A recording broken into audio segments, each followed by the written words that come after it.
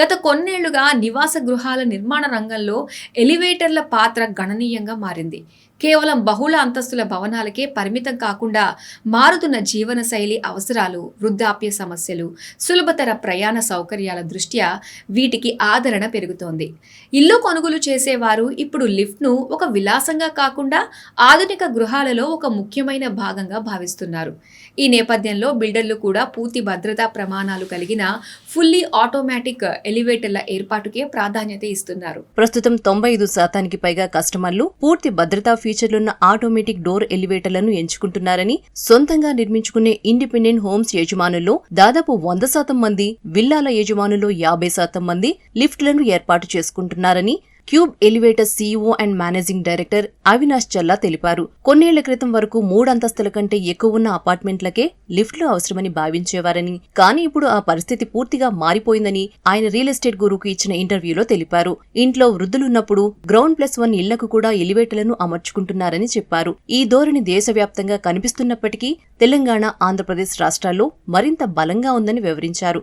Duplex ఇళ్లకు hydraulic ఎలివేటర్లు, simplex నిర్మాణాలకు traction ఎలివేటర్లు అనుకూలంగా ఉంటాయని అవినాష్ చల్లా తెలిపారు. గ్రౌండ్+2 ఇంటికి హైడ్రాలిక్ ఎలివేటర్ల ధర సుమారు 10 లక్షల నుంచి ప్రారంభమవుతుండగా ట్రాక్షన్ మోడల్స్ ధర సుమారు 8 లక్షల వరకు ఉంటుందని చెప్పారు. ప్రాపర్టీని విలువను నేరుగా పెంచే కొన్ని ముఖ్యమైన సౌకర్యాలలో లిఫ్ట్ ఒకటి అని, 2026 నాటికి లిఫ్ట్ లేని అపార్ట్మెంట్లను విక్రయించడం కష్టంగా మారుతోందని ఆయన అభిప్రాయపడ్డారు. పరిశ్రమ గణాంకాల ప్రకారం 90% పైగా లిఫ్ట్ ప్రమాదాలు గ్రిల్ గేట్ ఉన్న లిఫ్ట్లలోనే జరుగుతున్నాయని, అందుకే పూర్తి భద్రతా ఫీచర్లు ఉన్న ఆటోమేటిక్ లిఫ్ట్ల అవసరం ఎంతైనా ఉందని ఆయన స్పష్టం చేశారు.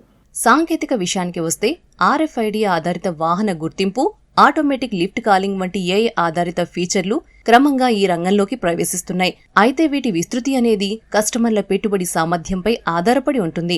భారతదేశపు తప్పనిసరి లిఫ్ట్ భద్రతా ప్రమాణమైన IS 17900 నిబంధనల అమలు కొనుగోలుదారులో కీలకమైన అంశంగా మారింది. భద్రతా ప్రమాణాలను మెరుగుపరచడానికి కఠినమైన నిబంధనలు అవసరమని, త్వరలోనే దేశవ్యాప్తంగా ఒకే రకమైన నిబంధనలు అమల్లోకి వచ్చే అవకాశం ఉంది. Telangana elevator association president, federation of Indian elevator companies president కూడా అయిన అవినాష్ చల్లా మాట్లాడుతూ, ప్రస్తుతం లిఫ్ట్ల పరిశ్రమ నైపుణ్యం కలిగిన ఇన్స్టాలేషన్ టెక్నీషియన్లు కొరత, అన్రెగ్యులేటెడ్ ఎలివేటర్ విడి భాగాల సరఫరా, అన్ఆర్గనైజ్డ్ ఆపరేటర్ల నాసిరకం సర్వీసింగ్ వంటి సవాళ్లను ఎదుర్కొంటుందని ఆందోళన వ్యక్తం చేశారు.